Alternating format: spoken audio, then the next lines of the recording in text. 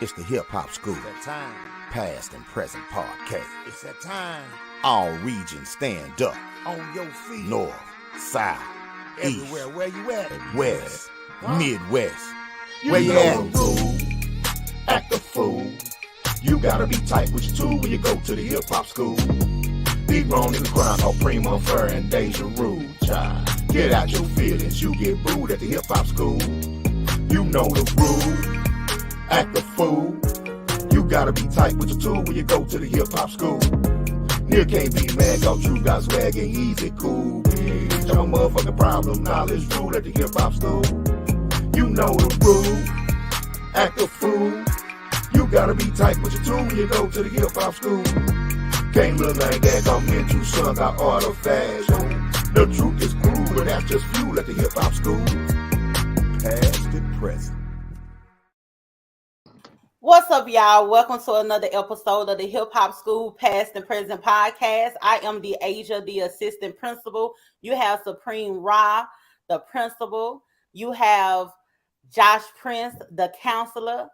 Heezy is out tonight. He is on vacation, the dean of all things hip hop. He is out right now enjoying his best life while we over here struggling to survive, standing in the child line. Yes, God, but we gonna get it. We gonna get it together, right? So tonight we have a very interesting show. We're gonna be talking about how melodic rap has impacted hip hop. Has it ruined some careers? And has it made some careers progress and people reach superstardom by using melodic rap, like rappers like a Drake, so to speak. With that being said, we do have two very special guests in the building with us tonight. We have Miss T in the building. And we have Honora in the building. They are two boss chicks in the hip hop community, and we definitely wanted to have them on to give their thoughts and opinions on the state of melodic rap. How y'all doing tonight, ladies? I'm good. How are y'all? We're I good. think Miss T got to go out and come back in. I'll let Miss T. Can you hear us? Yeah. Okay, go out and come back. Yeah. Tell her that, let me hit her right quick. Okay, just hit her real quick. So she's saying that she can't hear us, say go out and come back.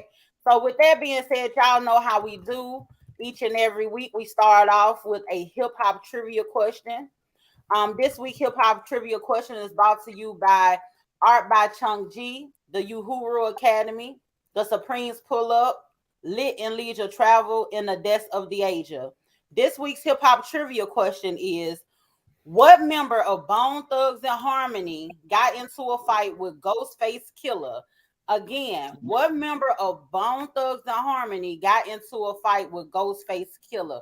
Y'all try to answer that question throughout the duration of the show. At the end, we will reveal the answer. With that being said, class is in session. Hey, Miss T, before we back in the building with us. Miss you T say, back Josh? in the building. I say before we get to that, look, Supreme, he went to laughing because that was a good one right there. Oh, that is a real good one. Yeah, that's a good trivia question right there.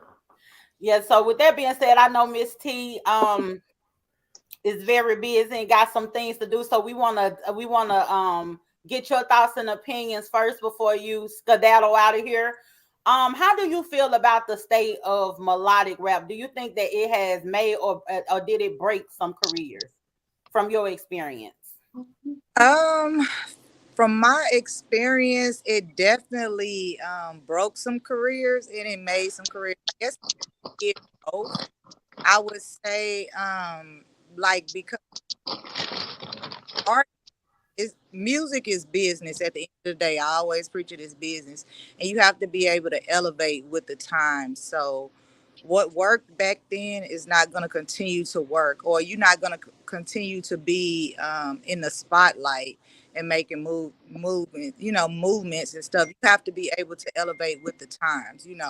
So those rappers that don't, they be like, I'm not singing, I'm not dancing, they don't really want to harmonize. They just kind of keeping it on the gangster rap. They kind of stuck on old school hip hop. They're probably becoming irrelevant. They're not going to be able to keep up with the times. All of the old school rappers that you kind of see that's still staying relevant, you know, our Snoop Dogs and let's see who else is just like an old school rapper but still staying in the mainstream these days. Those rappers are the ones that's keeping up with the times and making sure that they stay relevant with our up and coming new rappers. Yes, and I could definitely appreciate that. Do you feel as though the melodic sound that's just a new wave and people just have to get on board with that, or do you think that that is something that is a detriment to hip hop? I think it's more so of a trend. You know how things change. It's like trends come and they go. Um, it probably, you know, it may last another 10 years or so, but history always repeats itself. So from what I see, we always gonna go in a cycle with everything that we do. So Niggas it's wasn't, popping. niggas wasn't crying when Nas was singing, "Whose world is this? The world is yours. The world is yours. Whose world is this?" They wasn't crying in. He was the hip hop, you know what I'm saying? King and shit, man. Niggas just be finding anything to cry about that Man, we don't. met the man in Mary J. Shorty, I be there whenever that you knew. Oh, you know what I'm saying? Like, it's always been that melodic has always been in hip hop. It's just Bone. When Bone Thugs came through, they took it to another level because like they actually was good and made good music doing it. I mean, you know, everybody made good music, but they made like they crossed over with it because it was gangster, but then it's also, you know, they was Bone Thugs. And then they, you know, Easy E brought them. So it's like they just had that vibe with them. So when they came in, it wasn't looked and frowned upon like, oh, these niggas singing. It was like, because what they were singing about, then these niggas, you know what I'm saying? Like, they was really doing it. You know what I'm saying? Like, shit, it was live. Yes, indeed. And Miss T, I know that you have to run, so we definitely want to respect your time. Before you go, I would like for you to tell people, you know, some of the things that you do and who you are for those who don't know. Um, so I am Miss T. I am the founder of Jazzy Lady Entertainment, Jazzy Lady Management and Promotions. We started out in the DFW area, but we do booking, talent management for some of the top artists in Texas. I've worked with them from pretty much everybody in Houston to all artists in the DFW. Um, Pretty much right now, I'm a serial entrepreneur. I own several different businesses, and I still dib and dabble a little bit in the entertainment industry, as far as like owning nightclubs. I provide platforms right now. I'm not doing any management, so y'all ain't got to be hitting me up. I ain't accepting no artists right now, but I'm just helping out in the entertainment industry in another way. I'm just providing platforms and money making opportunities for labels and artists that are already established and making money. Hey, before you go, let me put you on the spot right quick because we had a show. Before I became on the panel, I visited the show and I brought up, you know, we was talking about the Zero and Trey shit. And I brought up the fact the first time I seen Zero just really get checked was when y'all bumped heads. You know what I'm saying? You ain't got at his ass. So tell me a little bit about that. You know? So I did a 10 city tour with Zero, One Deep Entertainment. I don't even remember when this was. Maybe 2014, 2015, somewhere back there. And Zero is just such a hoe ass nigga. I'm just gonna put it out there.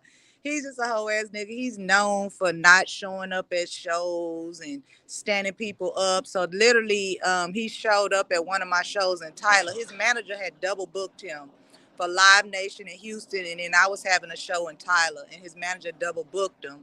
And Zero didn't show up to my show at about 3:30 in the morning. But anyway, when he did show up, I wasn't there. I had just left, and so I didn't show up to give him his back end. He was being a real hoe ass nigga, and so he jumped on the internet and started talking. He got right at his ass, just pretty much blasted him, and his manager had all the recordings and just really put it out there, brought all my receipts and stuff. And Yeah. I just brought it up because sometimes I got to do fact checks, and I remember I was on the show and I brought it up. So since I had you here, I just had to do a fact check on it. You know what I'm saying? That made All war. right. That You made passed the fact check, brother. that was You brought your receipts. yeah, definitely. We You can mute yourself, DH. is that she talking? We can't hear her. Can y'all hear her? Yeah, I'm mute. You muted. You muted. Oh, There you there go, it is. DH. Let's get it. Well, thank you so much for joining us. I wish we could keep you longer because I've been got in everybody's business. Hey, now I fuck with it a long way, man. Like when I did music back in the Gap, like this was one of the people that pointed me in the right directions when I was dealing with Trap Squad and other DFW artists, man. And like I always give her card because from a female standpoint, man, she been pushing the bar and she I'm talking about up here. And a lot of people don't know, you know what I'm saying? We had a cat when we was talking about last week, we brought up Akeem Bilal. A lot of people don't know. She took him to Boosie house, you know what I'm saying? And was like, here goes somebody for you, you know what I'm saying? So she got her hand far off in the industry and she really humble with it because she just don't speak on it. So I always got to cheer her on, man, because like I say, she one of the people as far as a female, man, in the industry in DFW area, man, she can shit on a lot of people, man, because she know her shit. That's what's up. I appreciate that. You know what's funny is I'm sorry, what's funny is Josh, she know her shit. That's what's up. You know her and you done brought on the show and we got a business collaboration going on right now. So it's a small world. You know what I'm saying? Should be crazy to me. Hey, Yeah, and shout out to the Fort Worth, Black Wall Street, Fort Worth. April 15th, Saturday, the grand opening, man. All vendors, all entrepreneurs, all business people, hustlers, man. Y'all pull up, man. What's the address? 6260 Hewlin Bend Boulevard, Fort Worth, Texas 76132. We on the southwest side. let's get it. That's Let's what's get up. I want to thank y'all for having me. If anybody is trying to reach me out there, y'all can hit me up on Instagram at Jazzy the Mogul, Jazzy DA Mogul, Jazzy the Mogul. And if y'all looking to make some money, do some business ventures, y'all hit me up. I'm all about economic elevation for our people. So if you really want to do some real business, get some real money, hit me up. That's what's up. Thank you so much for joining us. All right, y'all. Bye-bye. All right, peace. peace.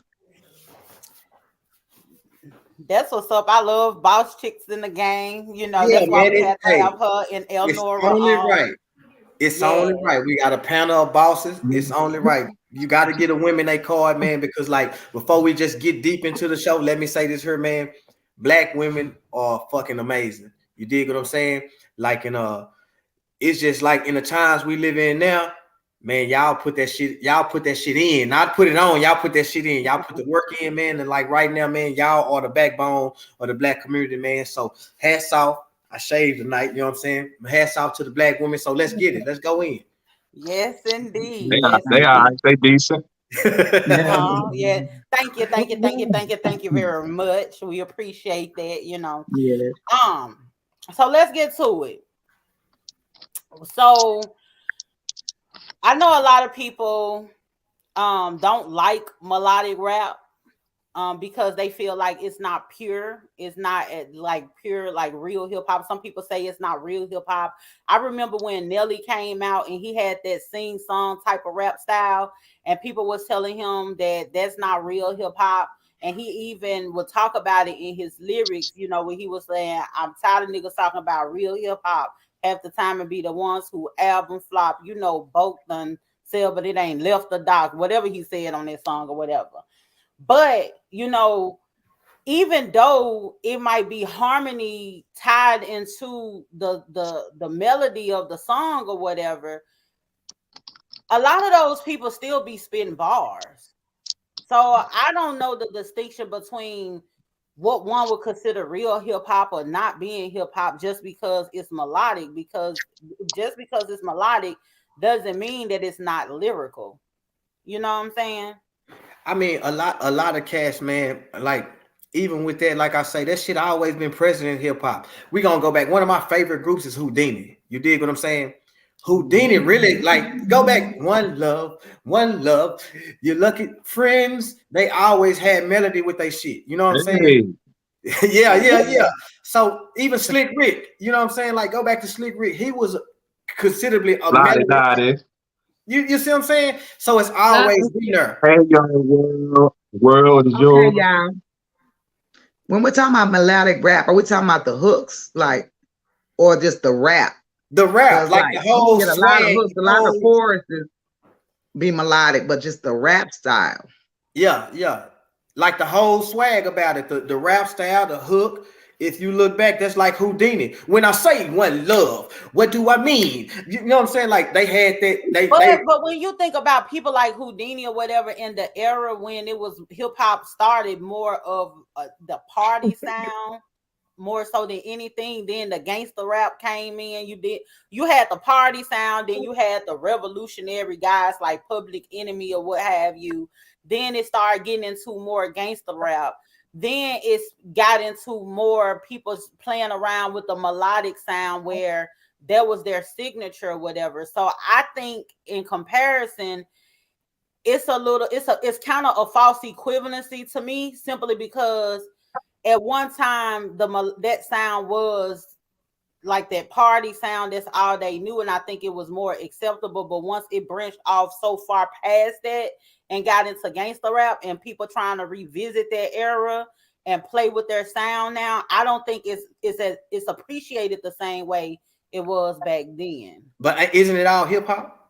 I mean, I think that it is all hip hop, but a lot of parents don't think so. Yeah, you got hip hop heads who was knocking that shit. But at the same time, if you go do the history of hip hop shit, that kind of, even the Sugar Hill Gang, they came in melodic. If you really just listen at the sound, you dig what I'm saying? So hip hop really was derived from it. Look at the highest selling albums and groups. Bone Thugs and Harmony, they up there close to diamond, right? Yeah. Lauryn Hill got a diamond, right? Outkast, they melodic, they got a diamond, right? Drake. Would you actually say Outkast is melodic? I don't think Outkast is melodic. On the Love Below.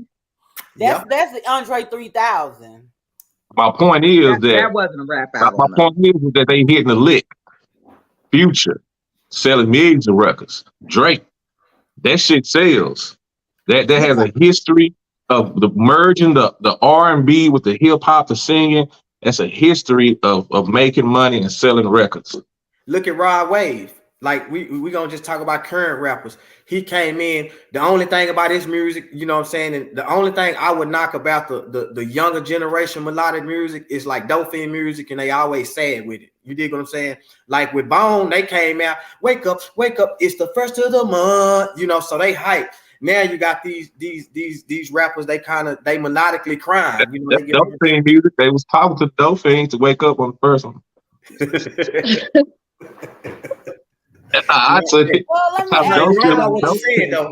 You're right about what you're saying. Let me ask y'all this, because I feel like it's a double-edged sword to an extent, because you have some people who they use that style of rap and they elevate their careers, and then you have some people who play around with that style of rap and it ruin their careers, like a Ja Rule.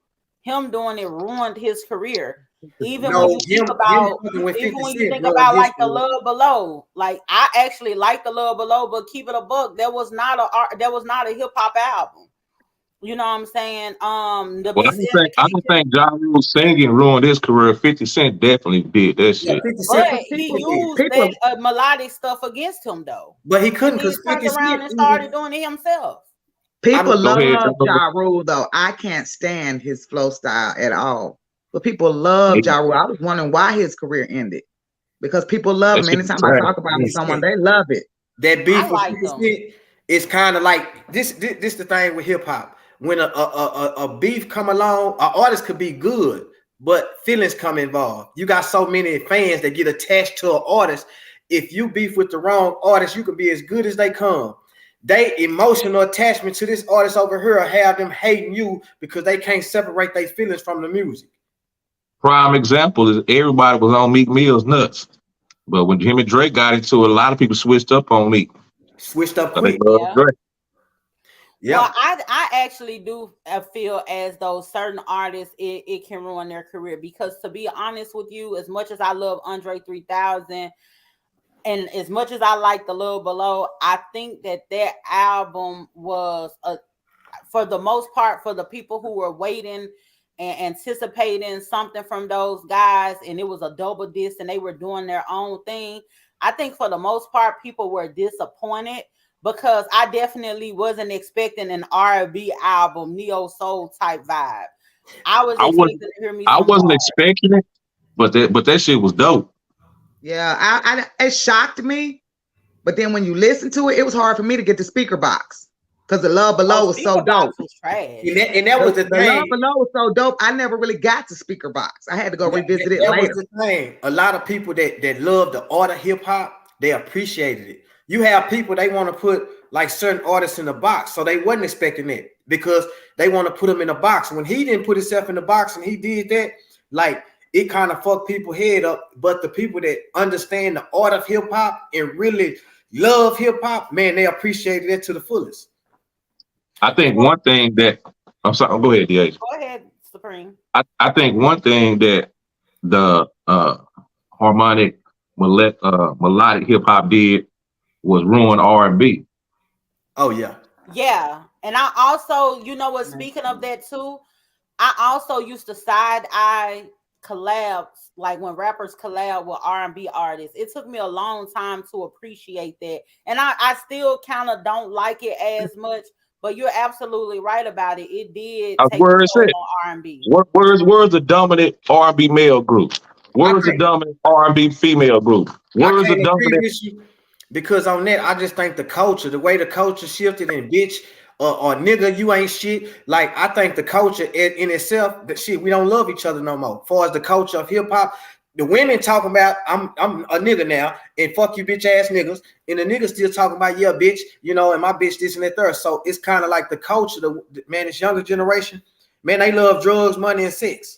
There ain't no love. We did have it separated because we still had R&B. So yeah, hip hop was like that, but R&B not so much. So when you got these rappers singing, and now they're the sound of the new wave of the R&B artists, and then you got the R&B artists collabing with the rappers, then it taints the R&B genre of music. Nah, when you got every rapper coming out talking about I'm gonna spin on you, I'm gonna kill you, fuck you, and this bitch over here, I just fucked her one night and we popped the pill, I put the X pill in the booty. They not talking about no love shit. It ain't got nothing to do with singing. It's just the culture. Don't nobody love nobody. Yeah, now. and that's the point I think what Supreme was making, as far as it actually with them being melodic now, and we don't have what type of rap you listening to? Man, I don't. You got NBA Young Boy, you got Frito Yeah, Rain. what type of rap you listening to? You got Drake. I ain't heard no lyrics about sticking no pills up nobody's ass. Boosie said that. Boosie say that in 3-4 songs. I'm gonna put the X pill in your booty. Boosie say that. Go listen. Boosie say that in like 3-4 songs. And then he want to talk about gangster having somebody sitting on his lap, and he thumbing people pain with a ecstasy up their ass. Like, you got shit on your thumbs. Like, what? I mean, like, the niggas is just crazy. But the thing is, that is a good point that Supreme made, as far as it have taken a toll on R&B, considering what you said too, Josh, how hip hop could be so degrading and it could be so rough, rugged and raw, to the point when you start meshing those two worlds, it can overshadow the essence of what R&B was. No. You got hold on. Lil Baby is enough for them. Lil Baby got that melodic. He talk about his time with his girl and shit. That's R&B to them now. And that's their R&B. That's why I say the culture done shifted. And let me give you a prime example. Anytime when people say turn out the lights, that's R&B. I've been to 3 R&B concerts in the past 4-5 months. People our age, 35 and up, we run into like Trey songs. We run into, like a Tank concert. We want that. Them younger age, man, look, they don't love nobody. Because it been overshadowed because those two worlds have culture. No, it's because of the culture. The culture is guns, money, and drugs. Listen, that's hip hop. That's the hip hop culture. It's the new wave hip hop. That's why it ain't no R&B, because the new wave hip hop. I think you're saying the same thing, man. No, we're not, because listen, the older hip hop, they kind of blend with R&B. They kind of collide. They went together. You know what I'm saying? You can get a Lil Wayne on the Kelly Rowland track. You know what I'm saying? Let me be your motivation. And you know what I'm saying? Like, they kind of blended good. The rappers then could blend in with the R&B singers and talk about love.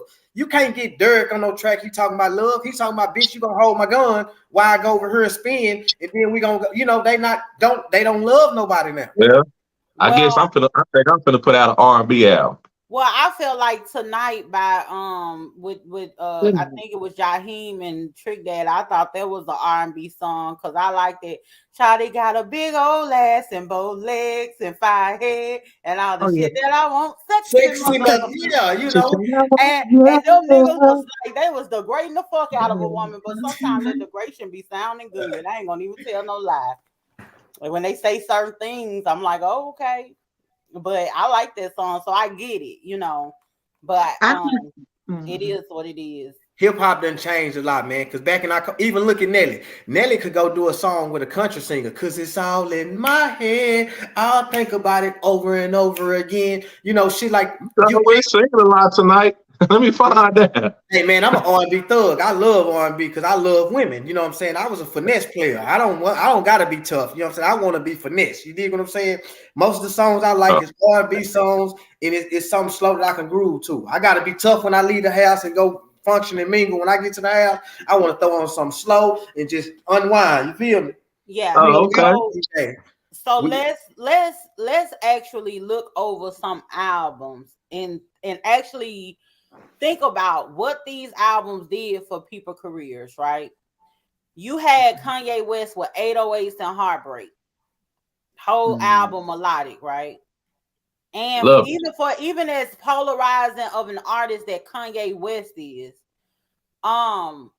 it took people a minute to grasp and actually appreciate 808s and Heartbreak. And I think certain artists, when they step out there and they take that risk of their melodic sound, if they didn't come in the game like that, I think that it could actually, it really can make or break them. And I feel as though if they don't hurry up and put something out that the people are used to, it could pretty much ruin their careers. 808 and Heartbreaks, that was one of the albums that I think did it. I'm gonna tell you another album, and people might get mad at this, but I feel as though this is not a hip hop album. The Miseducation of Lauryn Hill. I really do think that it's not a hip hop album. Yeah, I really do think that it's not a hip hop album, people are trying to use that album to solidify her as the queen of rap, or or put her or the best lyricist or something like that. And you don't even have that's the thing. Andre 3000, you don't have a rap solo album. Lauryn Hill doesn't have a rap solo album. So for me, I feel as though when certain artists that we view to be like the top tier of the industry, when they don't have a solid project that's the actual hip hop album, I think it taints their career a little bit. Let me ask you something. Let me ask you something. Do you see any Rolls Royce commercials? No, we ain't talking about cars. No. I'm making a point though. Some shit is just so exquisite. I don't need all it. You know how I'm coming. You know what I'm saying? I don't need 30 albums. You know what I'm on. You know what I'm saying? Well, you gotta make at least one rap album if you're a rapper. But all my features and everything, because that's the thing. If I could do this in one, and that's why I don't get about people. It's like when millions of people know what I'm about, and I can do it in just one album. I don't need 50 albums. I don't need nothing. Anything I touch, this shit is exquisite. This some special shit right here. You know what I'm saying? This is why I brought up the Rolls Royce in the commercials. Some shit that's just like, with shit that's exquisite in the life we live. When it's exquisite and it's something that's just top tier, you don't need all of it. You just know what I'm. You just saying anything and trying to find some way to make that make sense, and it doesn't make sense. Right now, hold on. Right now, the way hip hop is, if Lauryn Hill was to drop something today, do you think it would sell? Well, we're Nope. not gonna know because she can't even use the same melodies that she used for her songs, and she ain't gonna drop nothing. If she do, the anticipated date, she gonna be 72 days late from that day that it was anticipated for it to drop. And this is Look not at a this hypothetical technical. Man, that shit is situation. gonna sell because hip I hop got It's not a hypothetical situation. We got to deal with the facts of what it is, and what it is if you make these, you got this one ass album and it's an R&B album, then it does put a stain on your overall. It don't. Okay, ranking so in hip-hop. if it does, why are they names so held to so much of a high esteem? If that's Because the a case, lot of people don't know how to look at things objectively. That's the well, reason you why. mean I millions got of a people question. don't know how to do that? I got a question for our guests, y'all. Eleanor, you put out an album, right? Would you consider your album hip hop, melodic hip hop, or R&B? Because you got both of those elements in there. What was your mindset going into that album? And what genre do you feel like your album fall under? Well, it's an EP, so it wasn't a finished album. So on the EP, the project was more so.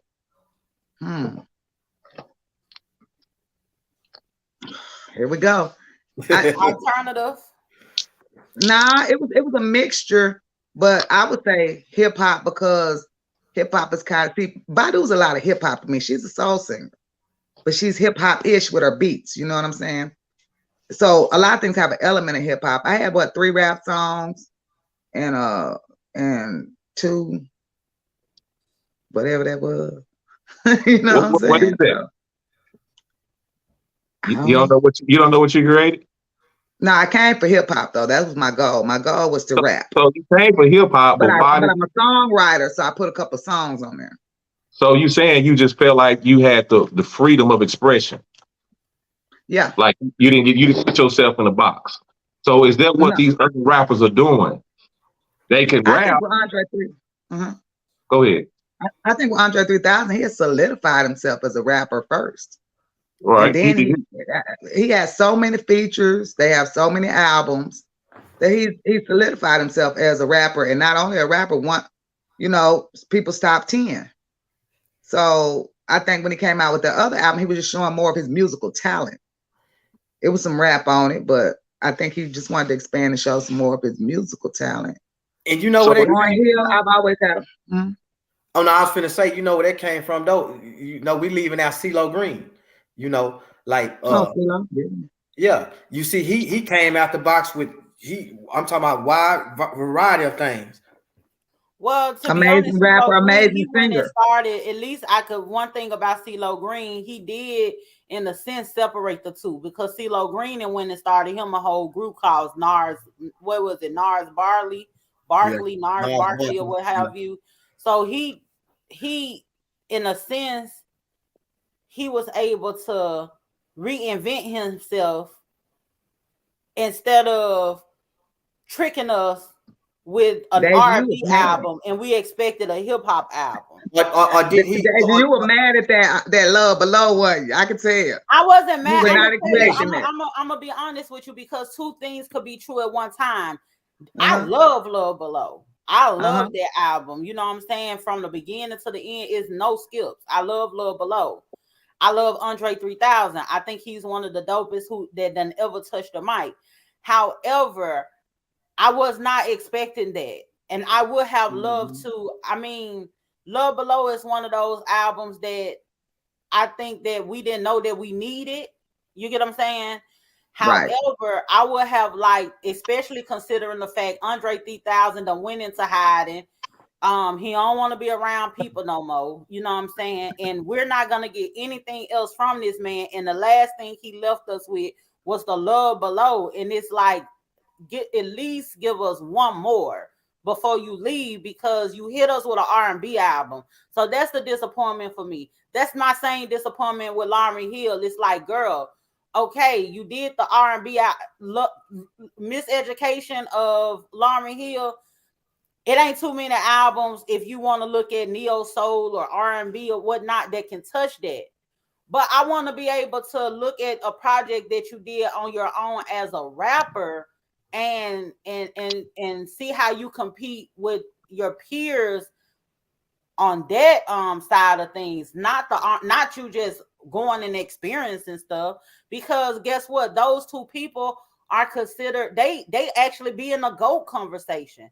So realistically, how can I put you in a GOAT conversation when your own project, that one project that you have to do yourself, it's an R&B album. I'm gonna show you why. Andre got a catalog though. Yeah, Andre got a catalog aside from that album. Your own album. You get what I'm saying? He was Outkast. You know what I'm saying? What you say at the beginning of that? You left us with this album. We want more. You anticipating. That's what put you in the GOAT. When you do something and then you just get back and you got people anticipating, they want it. It's like a tomahawk steak. My mouth watering because I want it. You know what I'm saying? Like that's cap. That's cap. Listen, if you get a good shot of weed, you gonna want some more. You ain't waiting for no Reggie. Now, if this nigga coming through and he got that gas, you gonna wait for him because he got gas. They got gas. Whether they drop 30 albums or one, you know it's gas. To be the GOAT, you gotta deliver, man. And he didn't deliver on this albums. You gotta do a million albums. He got to at least do one solo. He did one with he did Outkast. He has too much of a catalog. Too much. You can rate him. He has enough. So y'all not putting him. I'm gonna tell you what he should have did. His features alone will make you respect him. What they should have did if that was gonna be the case, because I feel as though when you're a duo, you don't. I think it does them a disservice when people try to say, well, if they weren't part of the group or they got to do a solo album. You don't have to do a solo album if you're part of a group. That's not the expectation. But if you gonna do a solo album, then you need to do, if you gonna put yourself and separate yourself, or you do your own album or whatever the case may be, now we could judge you accordingly. Let me ask you a question. Why is Andre 3000 in the GOAT conversation? Because he's dope. Okay, that's it right there. I don't gotta have a million albums. I just gotta be dope. Now, we basing it on you having 30 albums, we basing it on you just being dope, and really can't nobody fuck with you like that. I think the argument is not whether or not Andre 3000 is dope or not. That's not the argument. It's the whether or not the melodic sound, what it does for one's career, and how we felt when that album dropped, and you know how we place Andre 3000 at this particular time. That you can't. I think you have to have a certain amount of material to be considered a GOAT. That's why I do not put Christopher Wallace in my GOAT category. He ain't got no material. Be a GOAT category be in the GOAT category with them two albums, and one was kind of like the album. It's the effect that you had on hip hop. Don't nobody give a damn about that, because the GOAT is an acronym. It's greatest of all time, nigga. You can't make two albums and die in 2 weeks and be the greatest of all times. It's just not going to happen. You think? Who made that rule? Who made that rule? That's what the acronym means. Greatest of all time. So that means my music is timeless. I made 2 albums that's timeless. Motherfuckers still talking about me 30 years from when I died. You got other artists that done died and made 20 albums, and they ain't nobody saying shit about them because they didn't have shit. You know what I'm saying? Like, I ain't a big Biggie fan, but he left an imprint to where he can be in that conversation because he impacted hip hop the way he did. And if he did it with 2 albums, being impactful don't make you the greatest of all times. It's a lot of people that are impactful. Soulja Boy is very impactful. Soulja Boy is the reason why people are making money streaming on YouTube. Soulja Boy is more impactful than Biggie Smalls. It's a lot of shit that come with impact. Impact. No, well, you on your fans' emotions. Most motherfuckers don't like Soulja Boy. But now you're moving the goalposts because now you want to categorize what impact is. No. What I'm saying is, if I have an impact on your life, that's just like if I'm a coach. I got an impact on your life. That means I make you feel a certain type of way. You feel a certain type of way about me. And I'm hold on. Soulja Boy. We're talking about the impact on hip hop, not the impact at a counseling session. Listen. That's why I'm the counselor. Listen, it's just like this. Soulja Boy, true enough, on paper, he surpassed most artists. But when it comes to fanfare, how the fans view you, he done did so much lame and sucker shit. He distorted. He fucked up his own legacy. You know what I'm saying? So it's like now it's a lot of shit that come with that, huh? Soulja Boy ain't fuck with up his legacy. What Soulja Boy do is on brand with his image. No, he be on some goofy shit. He be on some goofy shit. I can only speak from my opinion of why. Like, I understand he impactful what he did for his internet, all that shit. But why he not in the GO conversation? Because he do goofy shit. You know what I'm saying? That part, the reason why, because that part don't matter. Because the acronym, that was my point to saying that part don't matter. Because I'm saying the acronym is greatest of all time. It ain't no I in there. It ain't no I in there that say anything about impact. You made that up. We got somebody in the comments. He's the dean. On my big facts with Biggie being a GOAT and shit. Man, supposed to be on vacation. But he's sitting over there with the book. Yeah, he got the bad boy flag waving it in the comments and shit. But yeah, let me say this here though. And Mr. Biz, he said Soulja Boy has no real legacy. Stop it. No, he could talk his nigga ass off. Now you're not being honest. You can talk your ass off. And I'm not a Soulja Boy fan, but you got to give Soulja Boy his card. He started at a young age. He opened the doors for a lot. He's the first hip hop artist on YouTube. Nigga, how he ain't got no legacy? Nah, you can talk your ass off. Be the first person to do everything. Damn near. So, and he said musically he ain't got nothing. Like, people be thinking Soulja Boy be playing when he be like, I'm the first rapper to. He been the first rapper to do a whole bunch. He show receipts. I can't take that from him. I'm not a Soulja Boy fan, but we on hip. We listen. We got to be honest. We can't be, man. You talk your ass off. Soulja Boy really opened the doors for a lot of this new wave shit. He opened the doors. At one way, like 5 years ago, I was doing like promoting and shit like that after I did away with my record label.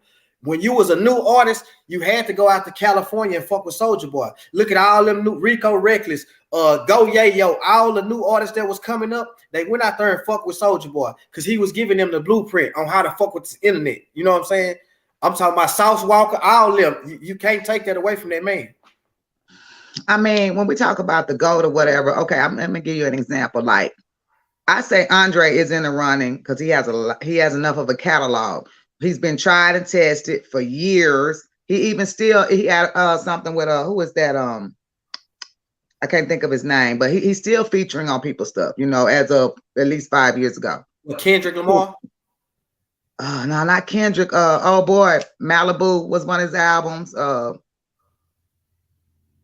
Anderson .Paak.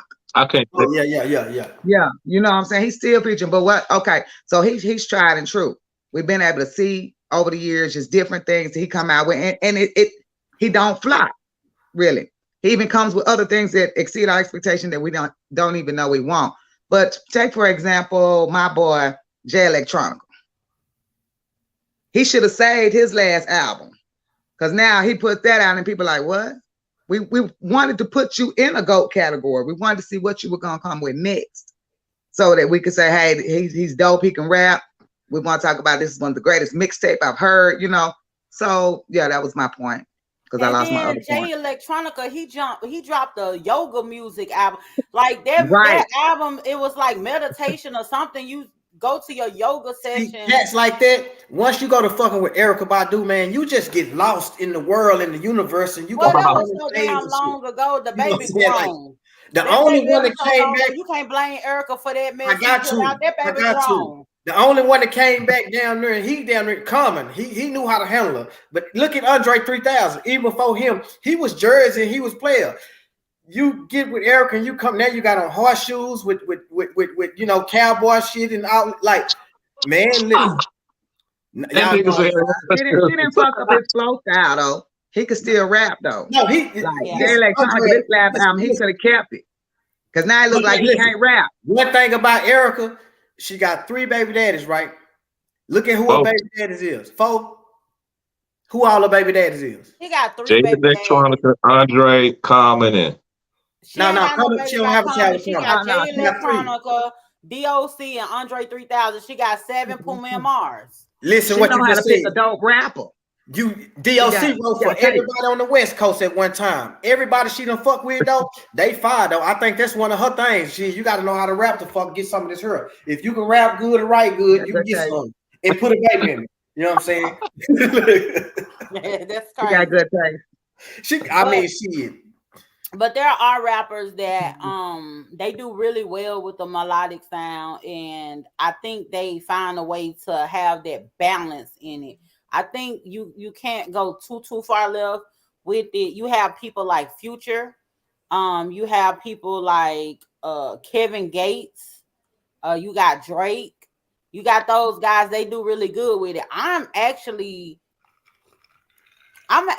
a little bit thrown aback by the fact that Drake is successful as a melodic rapper, because first of all, the man cannot sing, and then the melody, it sounds like he's struggling. I heard Drake on, it was a song him and 21 Savage had, and I forgot the name of the song, but I was listening to it this morning. It had came on Would you do something for that? not that one. It was another one, and 21 was killing it. It was something about it was like a little goofy. It was an immature song. It was more about some girl. Well, anyway, this neither here nor there. 21, he's killing it. Drake come in, whoa, with that man, and I'm like, Drake, you should have just stayed off the damn song. And like Drake be annoying the hell out of me with that sound. So I cannot, like the hotline bling and all of that.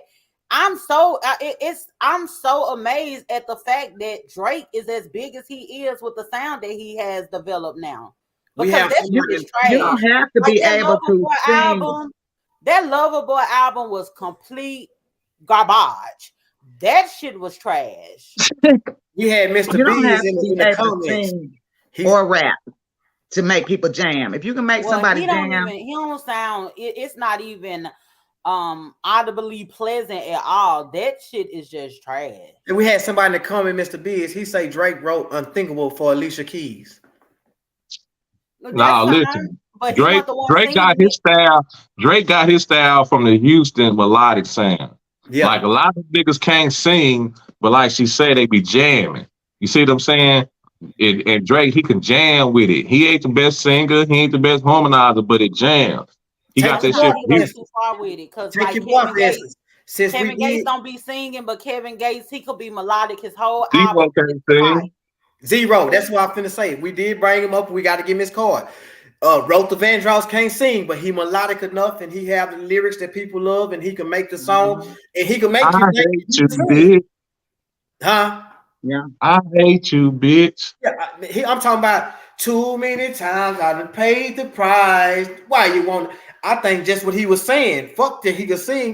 Because at that time I had a bitch I hated. You know what I'm saying? So what he was saying, I'm in there singing. I can't sing worth of shit. And I'm in that bitch. I done paid the price. Why you want to put all this drama in my life? So sometimes it's not about if you can sing. It's about the lyrics and the shit you can make, the way you can make a person feel.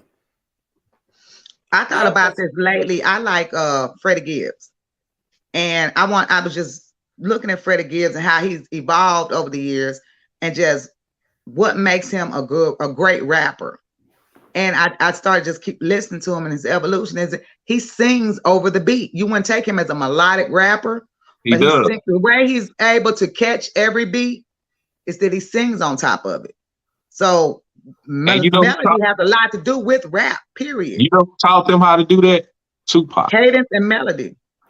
Yeah, Tupac wrote. Yeah, he's a Tupac fan. I hear it all in his music. Kevin Gates does a really good job with that as well, because if you listen, because I'm like one of those people that, because I used to rap, sometimes I just listen to the instrumental of a song and I'll be like, damn, how was they able to like ride this beat or be on this beat? Because some beats are really, really hard to jump on. Everybody can't jump on every beat. And when you actually listen to the beats that Kevin Gates be on, it's like the way that they be organized and stuff. I'm like, how did he actually get in the studio and just even, because when you listening to a beat, a lot of the lyrics actually comes to you based on the actual beat. So I'm like, how in the hell this man was in the studio and he started saying words with these instrumentals and everything. And I'm like, that's a cold ass dude, but the way he did it is how Honora say. A lot of times they able to use that melody and sing over that beat, and it seemed like they own that beat and everything, and they don't even have to have their bars aligned in a certain type of way, because you know, like the 4 counts and things like that, they could play around with it, and it helps them with their flow as well, where they're able to use more. They able to use like more different cadences and melodies and all this kind of stuff with their flow. So I think it's really dope when certain artists do it. I really do. Kevin Gates, he good at that shit. But you gotta it's Kevin Gates. He made a trend of eating booty. You dig what I'm saying? So a cat like that shit, he do what he want to do. Niggas was eating booty before Kevin Gates came. But he made it a trend. I ain't never. I'm nigga been, baby. Let me tell you something. Let's be nigga. No, that girl did that. That girl talking about eat the booty like groceries. Who is that? Janae Aiko. It was that girl. That girl did that. And Trick Daddy. But Juvenile, he said Juvenile was low key a melodic rapper in his own song. The Juvenile actually was melodic. He was melodic. Some are just more extreme. I got a question. But you know what? Them New Orleans people, a lot of people from New Orleans, Louisiana, they sound like they singing anyway when they talking. Speaking of New Orleans, my Andre 3000 also lend a flow style to a person who became great, Lil Wayne. So not only is he a great rapper, someone was able to use his flow style.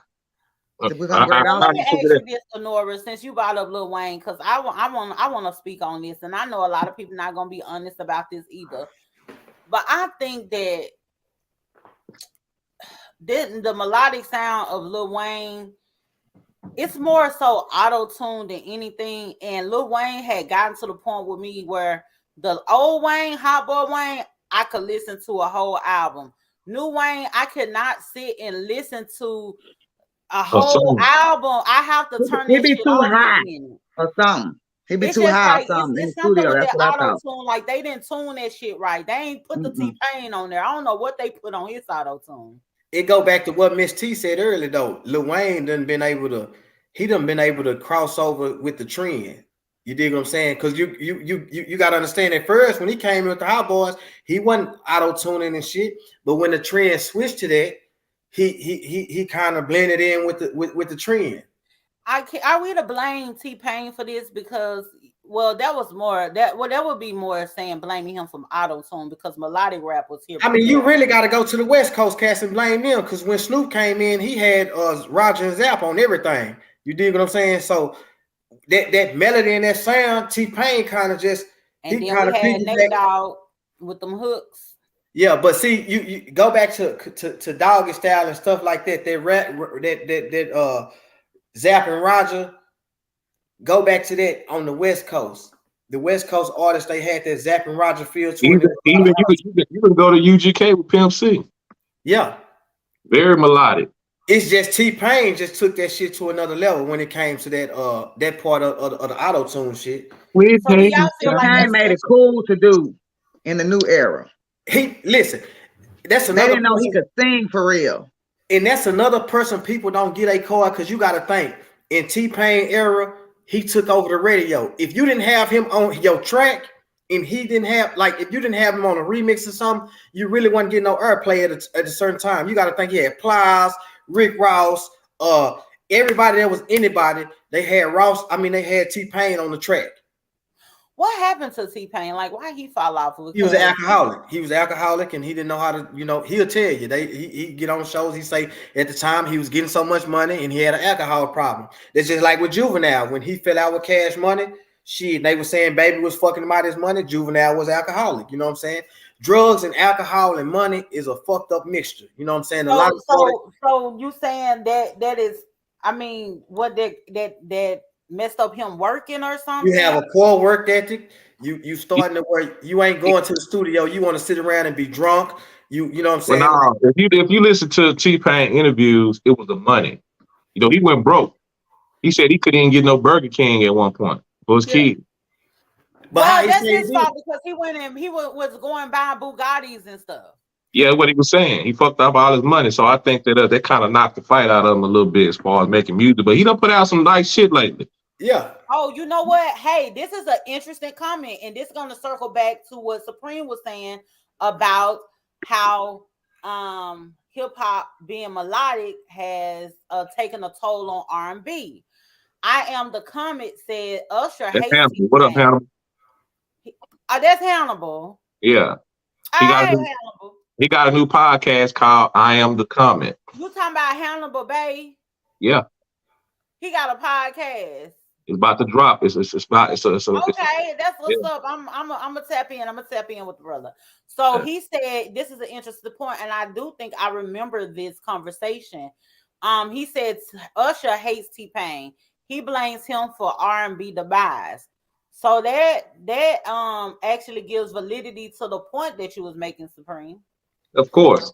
But Jay-Z blamed T-Pain for the like the rap, the regular rap demise. You know what I'm saying? That's the same. That's in the same vein.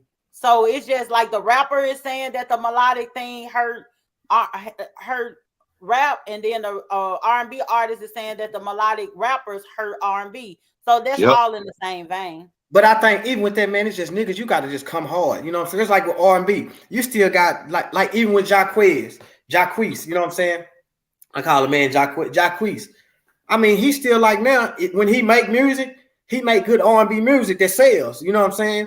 You still have R&B out. It comes to the point of this.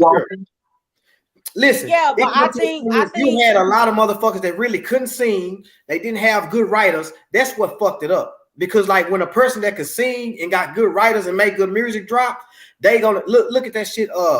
Who was that? Damn, she was with DJ Mustard brought her out. Who? SZA. Was it SZA?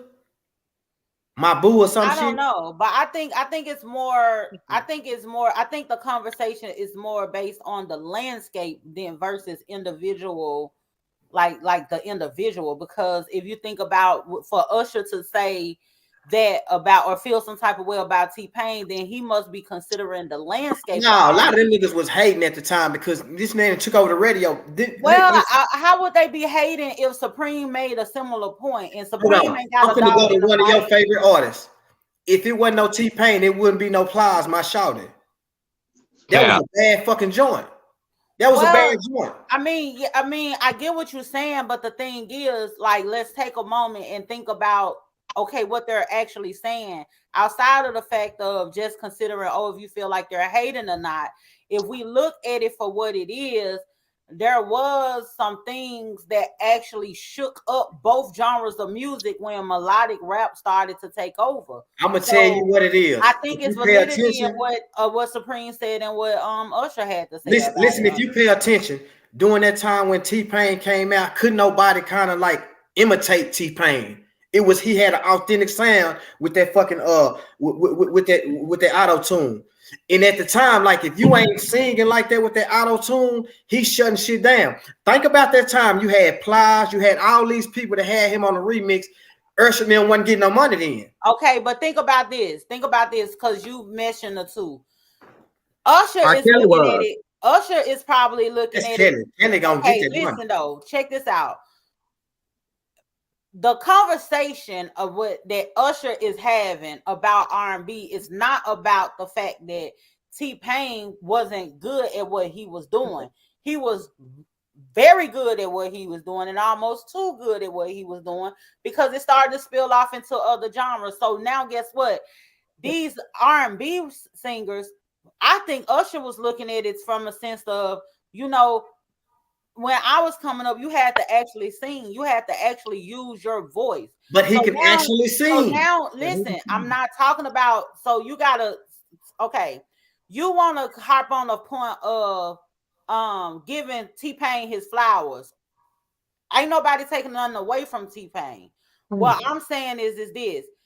Now you got where people who actually can't really sing, they're like, oh, you know what? This auto-tune is a new wave. So now you got people in R&B that's using a whole lot of auto-tune, and you don't have the true essence of what R&B is. Like, even if you listening to music now and this R&B music, a lot of these people is auto-tune. They not actually real. They not even singing. They just kind of. So that's what Usher is saying. He's not saying that T-Pain can't sing or T-Pain not great. But because like T-Pain opened up that door where people was like, hey, it's cool to do this. And he created a lane. T-Pain actually could rap better than some of them niggas that was rapping back then. True. What he did was he created a lane. He created a lane that always been there. It's always, and when he created that lane, them niggas was hating on him because when he created that lane, other motherfuckers could. It was like it was his sound. Auto-tune always been in the industry. You dig what I'm saying? But when T-Pain came with it because he actually could sing and he actually could write good fucking songs, he came and it was like, that's T-Pain. It ain't auto-tune no more. It's T-Pain. You know what I'm saying? That shit had been in hip hop. It's just that he came. He had the talent to make this his own, like his own sound. And then I mean, you know, like a stripper. Look at the songs that he wrote and he made. Like shit for like 2-3 summers. If it wasn't no T-Pain on the music, shit, it wasn't good in the club. It wasn't good on the radio or nothing. And them niggas with the hating over that shit. Okay, so you just think they were just hating on T-Pain, and so he didn't have auto-tunes. I think it was a combination of both. I think they was hating on him and they was hating on the direction that the music scene was going. And he was the face of this shit. So I think he was making good music with auto-tunes. He kept the club bumping. He was talking about love.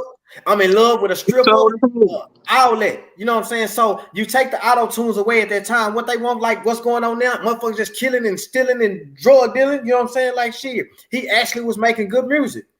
Okay, y'all, let's move along. Okay, well, I want to ask you this before we move on. What the hell going on? People somebody playing opera. God damn. Golly.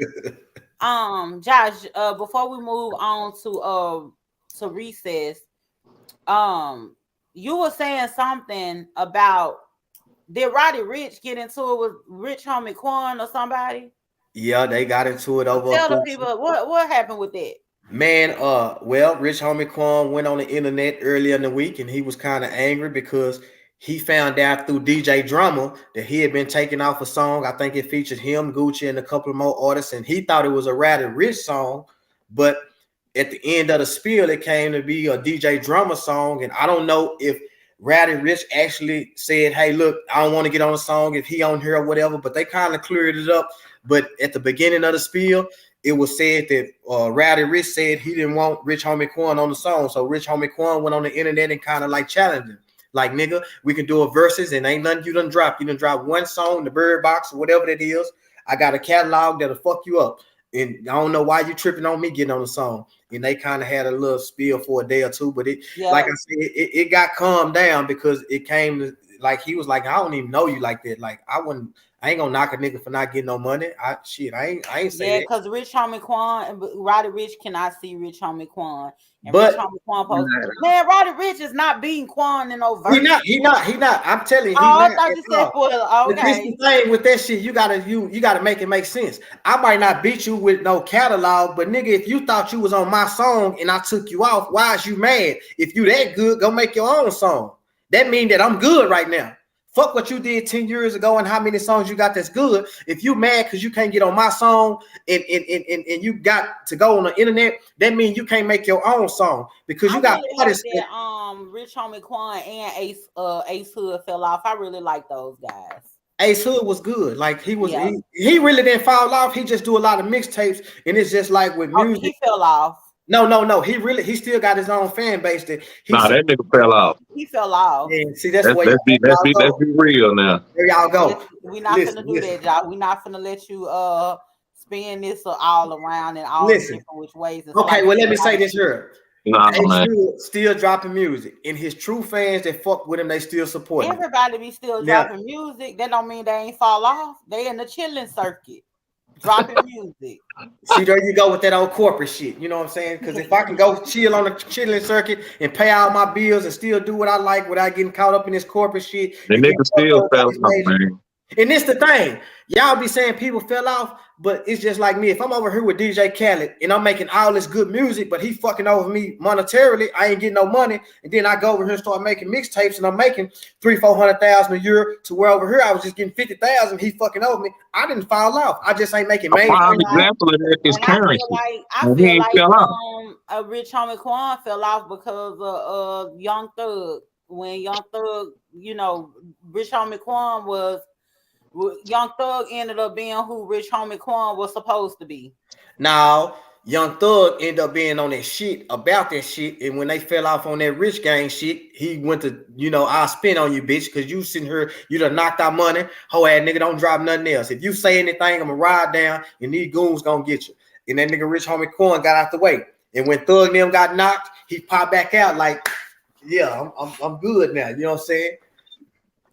Okay, well, with that being said, y'all, we're gonna go ahead and get into recess. What we do at recess is we talk about things outside of hip hop. With that being said, let's go to recess, guys.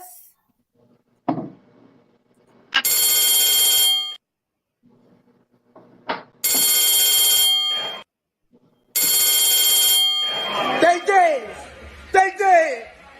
Larry Bird, come get your daughter. Larry Bird, come get your daughter. They dead. Larry Bird, come get your damn daughter. They dead. They shot in the head.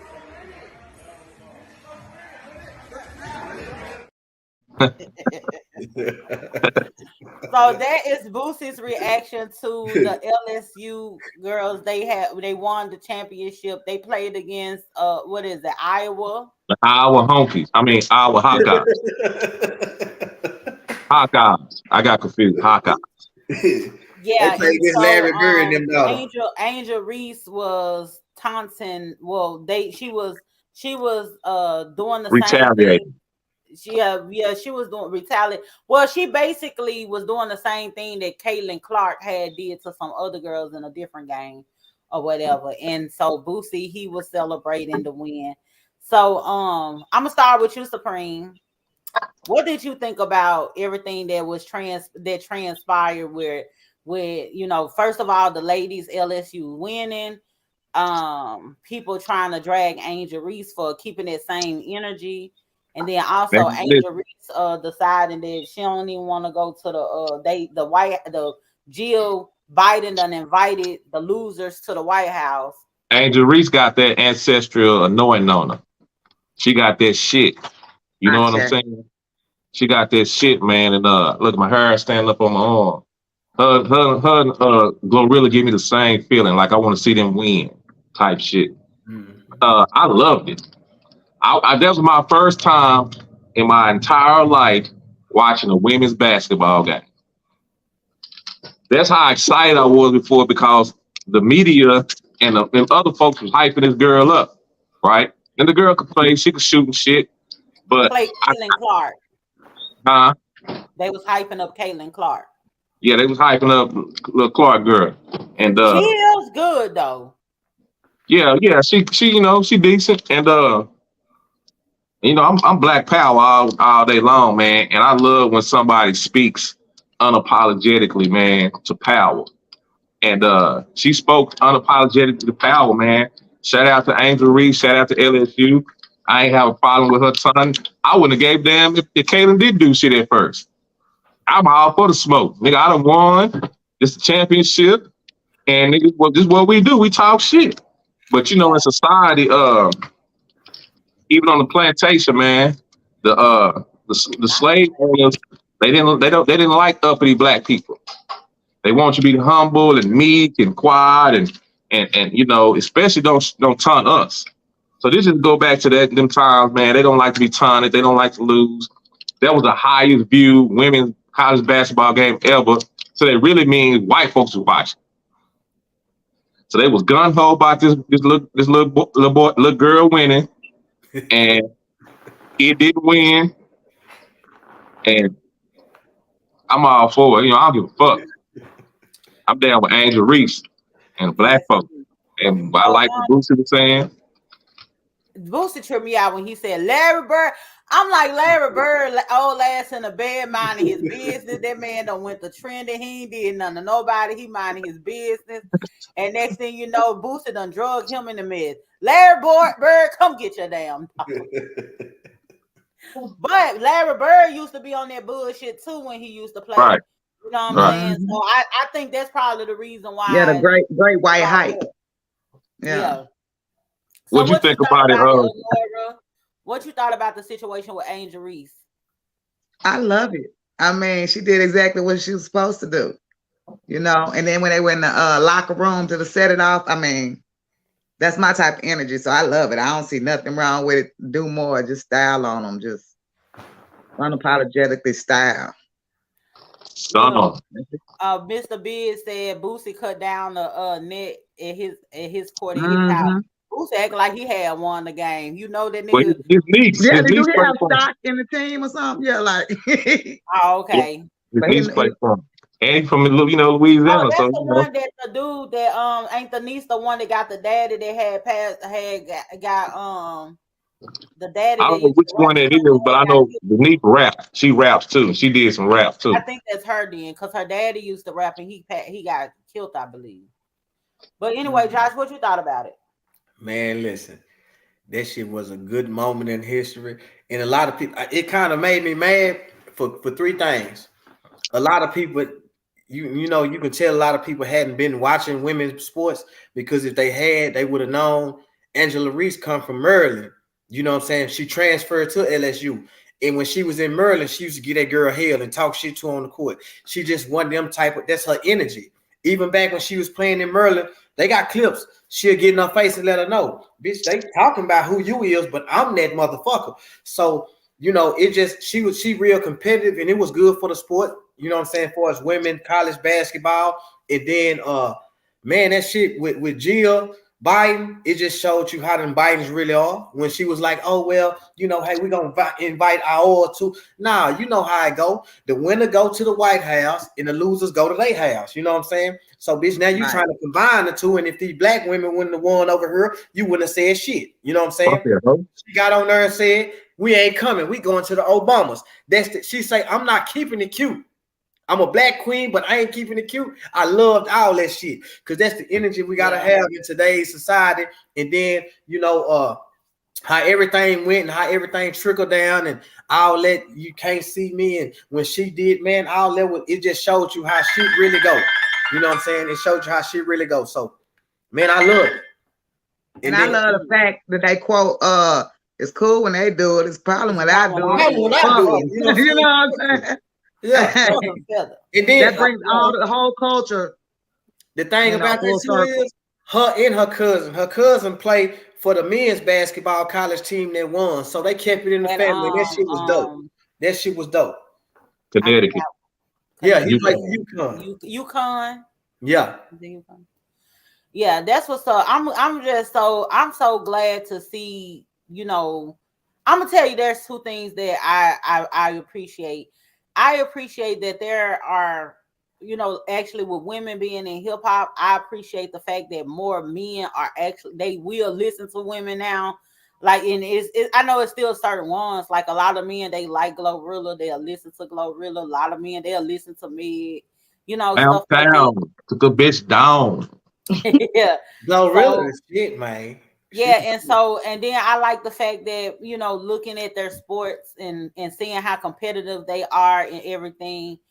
And so I just like the fact that people are, you know, starting to appreciate women doing different things that would so-called, you know, male-dominated spaces.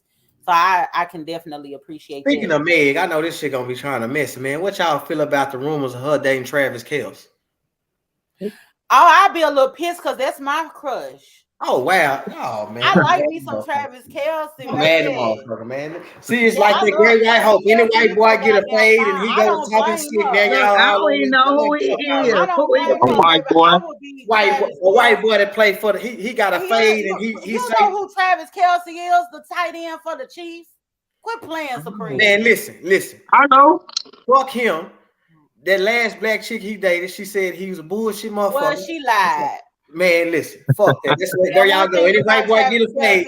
What my boy say in the group, it's that white Mike syndrome. That's that bullshit. I don't care what you say. Travis Kelce is fine to me, and I'll be his little Twinkie. I don't give a fuck what y'all talking about. Y'all crazy as a motherfucker. He can fill me up. Well, what if people start calling you a bed wench? I don't give a fuck. They can't whoop me.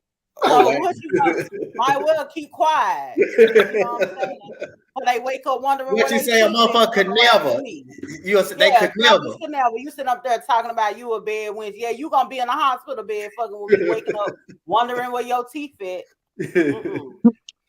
Better leave me alone and let me ride whatever dick I choose to, because that ain't none of your Oh, shit. business what I do with my pussy. Anyway, because the Not Travis the Kelce wolf. will show have me busting it wide open, and I tell her bring it back. Hey, I'm telling you, oh Lord have mercy, don't get me started. Yes, God, honey. Anyway, What's this white boy name? Travis Kelce, number 86, the tight end for the Chiefs. Oh wow, I she mean, locked in. number 87.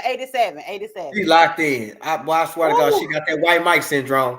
That Fuck boy, out of that. oh, that man, oh Lord. I'm gonna tell you, him and Paul Wall, them some fine baby. Y'all could go to hell. Why? Because they got a fade. They white boys with fade. Yep. That's yep. Yes, yep. Sure is. Boy, shame on And them two. they tall. Travis Kelce about 6'4", 6'5". Big time, big old. Going outside tonight, man. Going out saying, man, you on the L train. Fuck all Yeah, that. call it what you want. Call it what you want. Yeah, I'm fucking around and get my reparations while y'all playing. Anywho, Crazy. ain't got nothing to do with me. Y'all got me started. But anyway, if Megan is dating Travis Kelce, okay, girl. All right, whatever. That's I don't cute. give a fuck. Yeah, it ain't, you know what I'm saying? It's just a rumor. I don't never hate on nobody or nothing like that, but I'd be like, okay, girl. Because I want him. Anyway. Moving on along. Let's go right on, because I'm getting hot and bothered. My tingle is starting. Mono, Look, Green didn't like that. Green like, look at this sellout motherfucker. That's fine. He'll be riding in the Maybachs and shit when we pull up in the Rolls Royce that you was talking about. I pull up at he gonna ride with Hey, come get me in car and rewind now. Yeah, we gonna be all up in that white boy Rolls Royce, just laid back. You know what I'm saying? Laid back with the seats. Yeah, You know laid way back, listening to some Webby.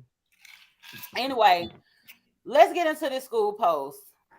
This week's school post is, for your information, New Orleans was always more of the Cash Money sound and look. The t-shirts, soldieries, and jabots. P&M, they had the long rayon shirts, fedoras, and Stacey Adams. That was that Cali shit. The city was never on that. I'm just saying. So this is a New Orleans native, and he's basically saying that the sound, the style, and everything that the Hot Boys Cash Money bought, that was more of the New Orleans style versus P. And No Limit, it was more of a more Cali fusion type of style. And I'm not from New Orleans, but honestly, I agree, because other cities actually picked up on more of the Cash Money wave as far as dressing and stuff like that. We wore, soldieries, and we wore jabots. We didn't wear no damn fedoras and suits. And even Lil Wayne said, he said we dressed in all black up in our residence, ain't got on no suits because we ain't trying to be presidents. You know what I'm saying? And I feel like he was taking a shot at Master P now with them zoot suits on that they was wearing. I think me personally, man, I'm a No Limit soldier. I thought their music was better. I thought it was harder. Yeah.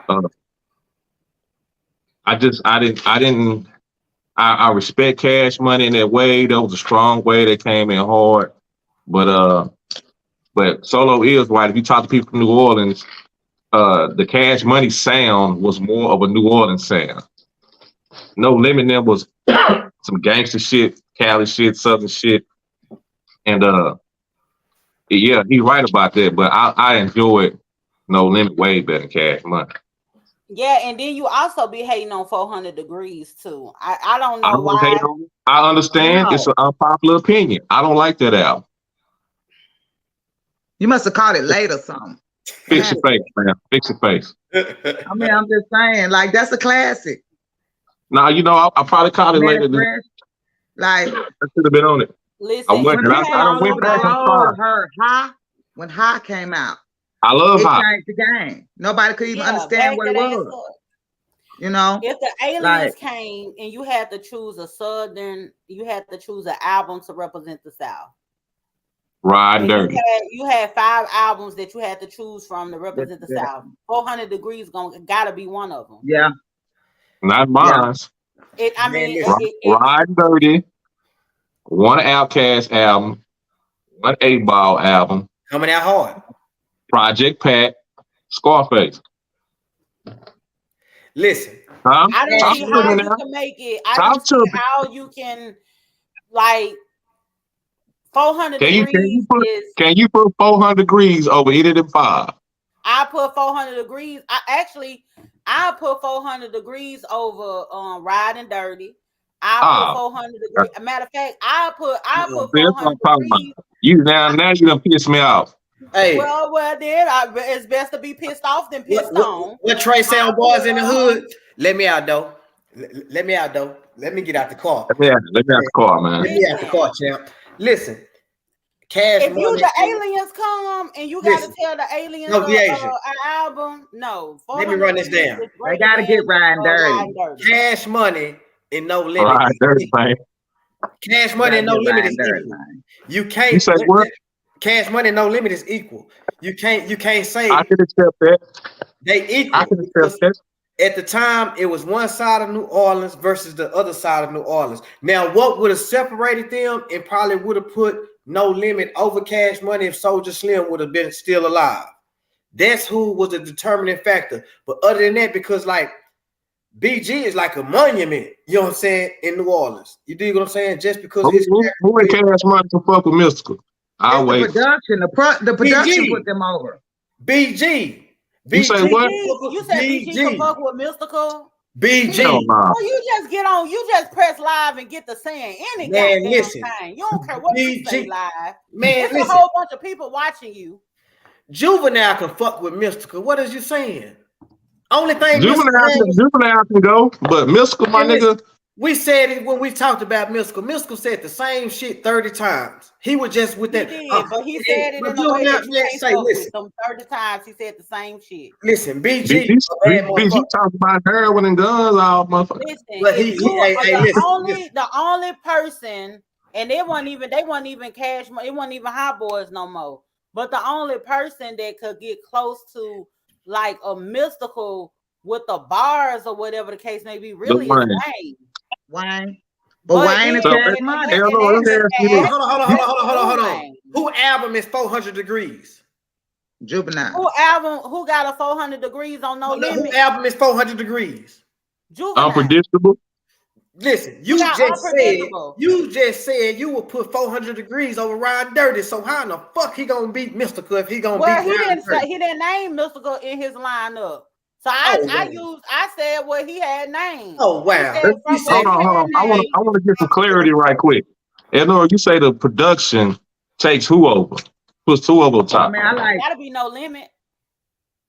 No, I like No Limit's production. What No Limit did was came out with a lot of stuff. They came out with a lot of albums. Was better. No Limit or Cash Money. I like Beats by the Pound. But Manny Fresh came out with the whole new style came through. Like, it seems like No Limit opened the door, but then Cash Money came through riding on it. So I said their production was better. They had more production. Listen, Cash Money came to the award shows and jumped out of fucking helicopter. Yeah. You gotta give him all the theatrics. Birdman was. They already said you was a pocket watcher anyway, Josh. So you worrying about the money and. No, don't worry about. Listen. I'm worried about who set trends. Make shit, because this the thing. Bling bling. They set a whole trend. How they dress. You just said it. How they dress. You had motherfuckers that wasn't even from New Orleans wearing Jabos and Reeboks and shit, talking about soldier rags and all this here. They set a whole fucking trend. Now with No Limit, like man, we wore Jabos before they came. Jabos though. Arkansas wore Jabos. We wore Jabos. Listen. But that's just side note. Listen, we wore Jabos in the early 90s, mid 90s. In the 2000s, we wasn't worried about no fucking Jabos until Cash Money came back and brought it back. Well, in Memphis, we wore Jabos and we wore soldier Reeboks. In the 2000s. In the 2000s, soldier Reeboks. We called in the 2000s, y'all was wearing Jabos. Yeah, in the 2000s, maybe in Polly. No, actually 2000 It was like the In late. Texas, we was wearing platinum FUBU and down there at you know what I'm saying, on Galveston Beach. You know what I'm saying? They came back with them Jabos and Soldier Reeboks and they made that shit cool again. Come on, let's be honest. Nah, Well, I they didn't go did back make to it it. popular, but what? Niggas didn't start wearing those Jabos when they came back out that shit. Niggas didn't go back to Jabos like that. No, it I was wish like in niggas the still wore 90s. It was Jabos. like late I like 90s, right at the 2000s when the Jabos was hot or whatever. But I think every like urban city actually wore the gangster Reeboks. You know what I'm saying? Where like it's more so of, remember we was having a conversation about the Air Force Ones, and Nelly was saying that he popularized it. Well, people was already wearing Air Force Ones. That's the reason why he put the shit in the song, because folks was already doing it. So that don't mean people weren't doing it on other places. This particular place actually popularized it. You get what I'm saying? Made it mainstream. What Cash Money gonna do with those? Night. I don't think we never went to Reeboks really. We did. We had Gangsta Night and Reeboks. Princess Reeboks, Enora. A couple of them, yeah, the black ones, yeah. We did the Gangsta. We did them, but well, y'all, K-Swiss, Fedora had. And at one time in DFW, can't nobody have a conversation with y'all, because y'all don't know about no. At one time in DFW, you know what we was doing? Stacey Adams wearing that. Hey, Supreme. At one time in DFW, you know what we was doing? We was wearing Dickies and house shoes. You know what? Josh? You look like the type of cat. You just wore your car canai and a little Kango hat, and you thought you was real cute. Hey man, I would listen. I was on Fat Albert. He wore a duck head. I was on Fat Albert, Platinum FUBU. You feel me? I love me some Platinum FUBU. Dockers. Yeah. Platinum. Hey, Josh, you had some Eastland boots. Hey, you talking about? See, listen. When them niggas were wearing K-Swiss, I was wearing capers. You dig what I'm saying? So shit, that's a different conversation. But yeah, Cash Money and No Limit, they equal, man. Like for real. Like when they outside of New Orleans. Man, what Cash Money gonna do when No Limit plays Swamp Nigga? What are they gonna do, man? What you mean? They probably play ATL, or they probably play bling bling. Every time I come around your city, bling bling, and they gonna lose their round. Bling bling. You gotta hit. I need a project, bitch. Hey, one said she took that dick. Yeah, you don't sleep on Cash Money, nigga. They had hit after hit in the early 2000s. Yeah, they gonna have to main. I ain't gonna tell no lie. Cash Money got the hottest song still to this day. When you go in the club, you gonna hear that. Girl, you look good. Want you back that ass up? You a fine motherfucker. I wouldn't give a damn what club, white club, black club, messing club. You gonna hear that fucking song. So I'm gonna tell you. I'm gonna tell y'all this, and y'all and I go around with this.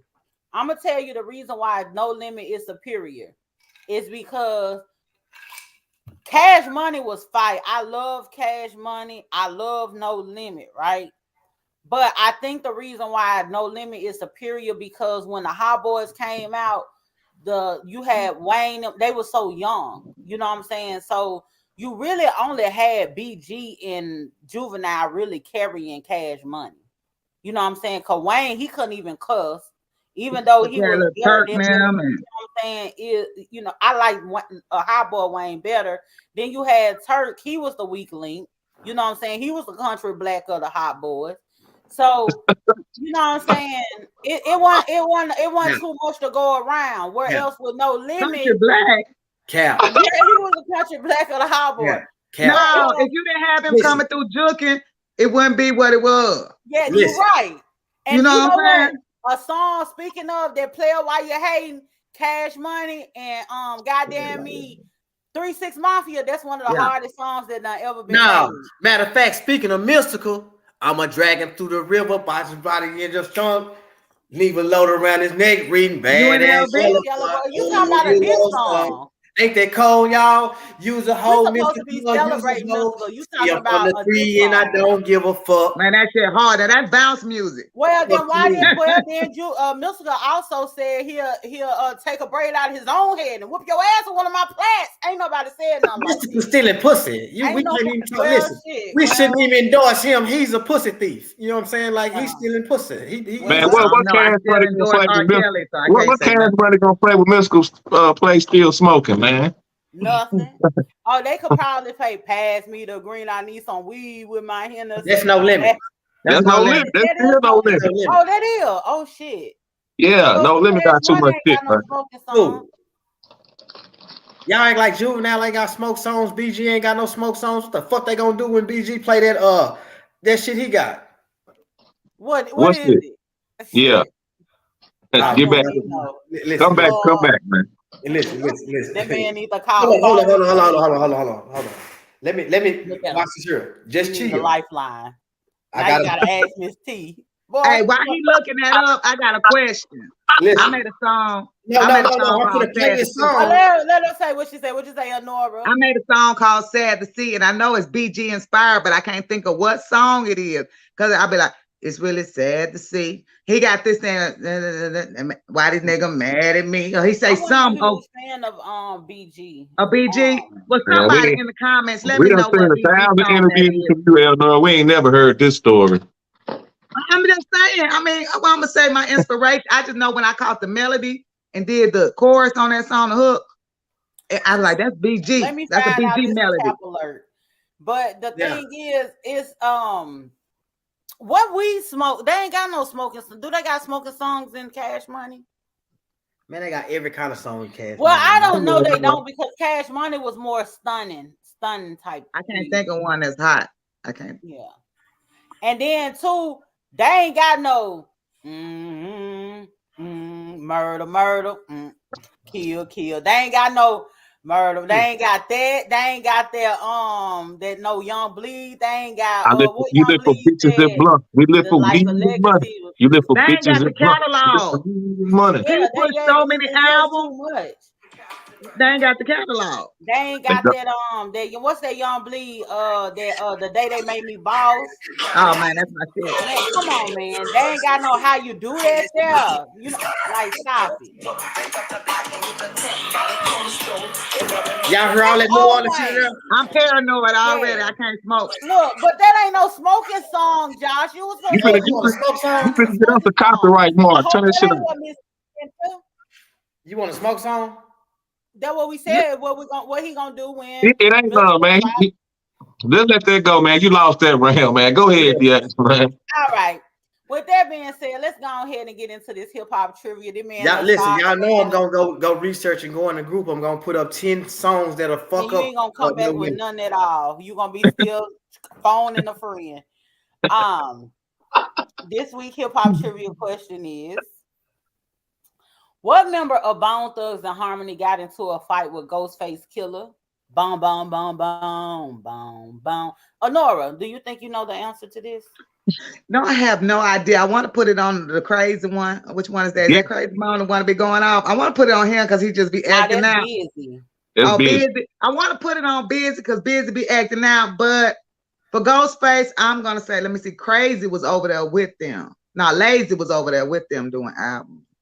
I don't know. I don't got no guess for this one. Who you think, Josh? Wish did it.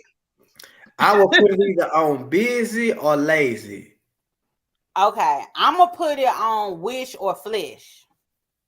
Oh, Flesh. I forgot about Flesh. I don't feel like Crazy ain't gonna mess up the bag like that. Busy, he high-headed, but I don't feel like Busy really gonna swing on a nigga. Flesh, he done did some time. Biz and Wish, he got a little weight on him. You know what I'm saying? On him. He got weight. Who is the tall, skinny one? That's Lazy Bone, right? Which one? Because Flesh is tall. That's Lazy. Lazy is the tall, skinny, light skin. Yeah, Lazy was Flesh is the tall, dark skin one. Yeah, Lazy was the one that was about that shit. Yeah. The answer is Wishbone. I was Wish. They got into it. Wish got weight on him. Like I will. They got into it at a party in LA. And they got into it, and Ghostface ended up throwing a champagne bottle at him and hitting him and shit. Look it up. Yeah, I knew it had to be the Wish or Flesh.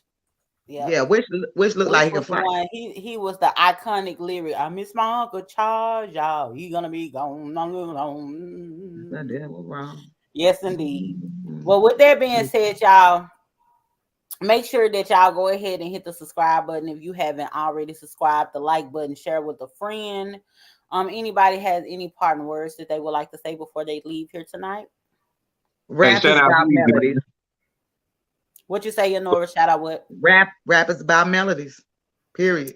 Yes, indeed. And I think that the just the season we're in makes it seem like that, because you had your gangster era, so you're gonna have gangster rap. We with everybody crying and stuff right now, you're gonna have melodies. Tell the people what you got going on.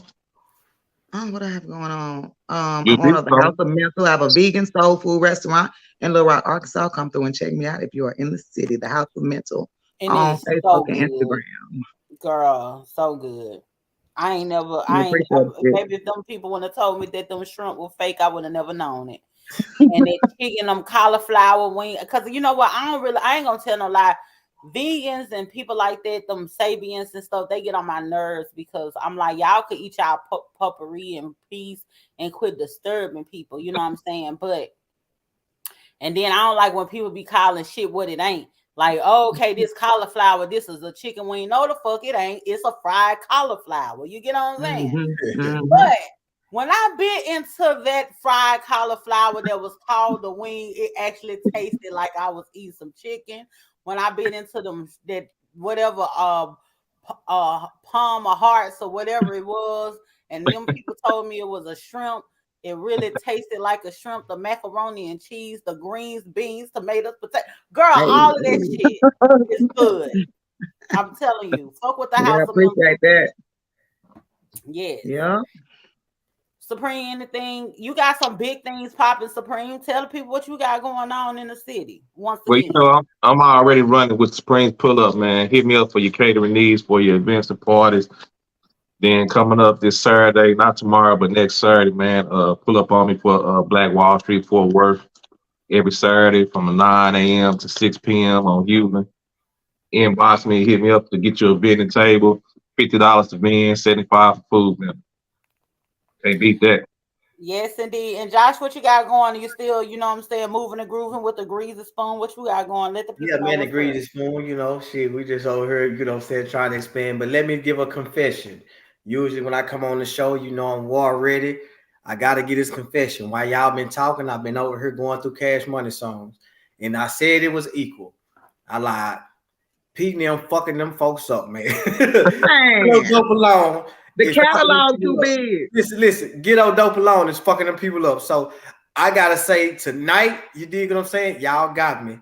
Because I put my foot I love an honest person, man. I gotta be honest. I was over here, I'm like, man, I'm finna find a song, and I'm finna hit them with this song. And I went to going. Now, Cash Money, they got some good shit. And like I say, the bling era, it was cool. But man, I went to looking, and every time I looked at a song of No Limits, I was like, damn, that's my shit.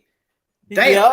That's my shit. That's, you know what I'm saying? So yeah, you have the same feeling with Cash Money, but it's just too many artists. No. They had way too many dope artists. Like I just said, Get Dope, man. Listen, that whole song, that whole album, was my shit. So I don't even see nothing Cash Money got that was fucking with Get Dope. So we gonna leave that where it was. Salute to you guys tonight for that shit.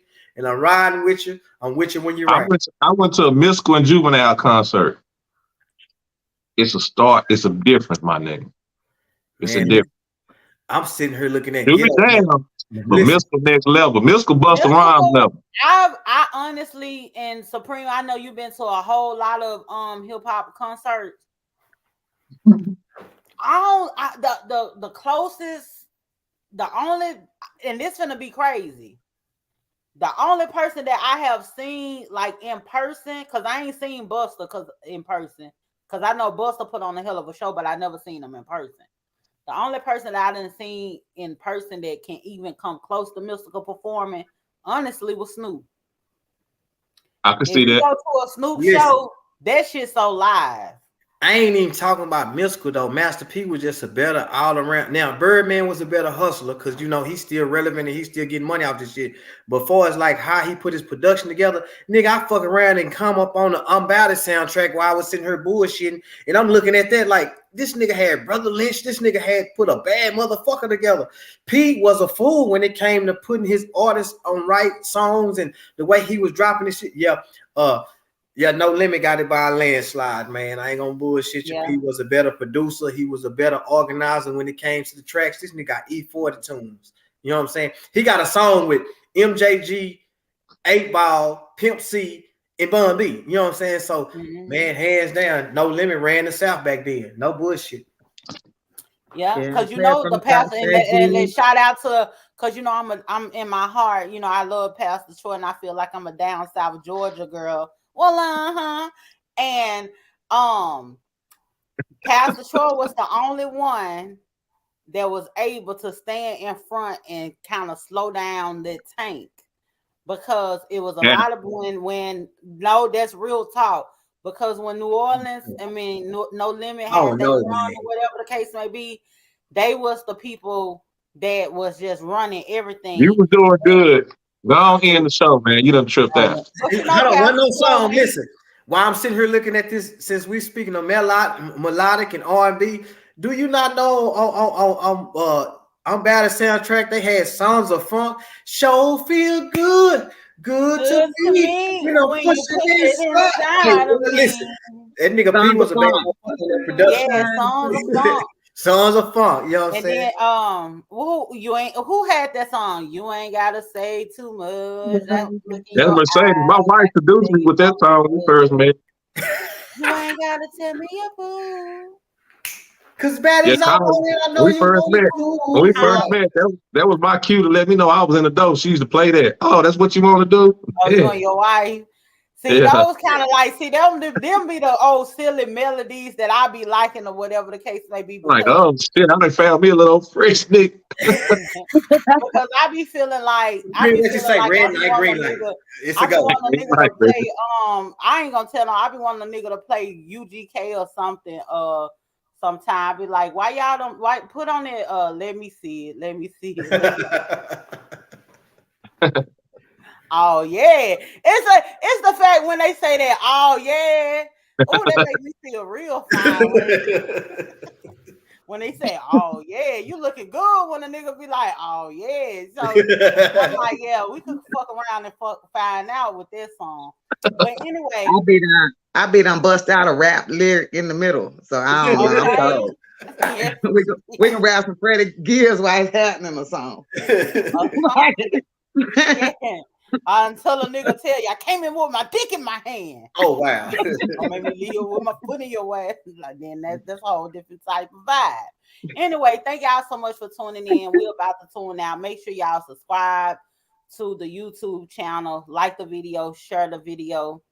Y'all have a good one. Peace. The Hip Hop School Time, Past and Present Podcast.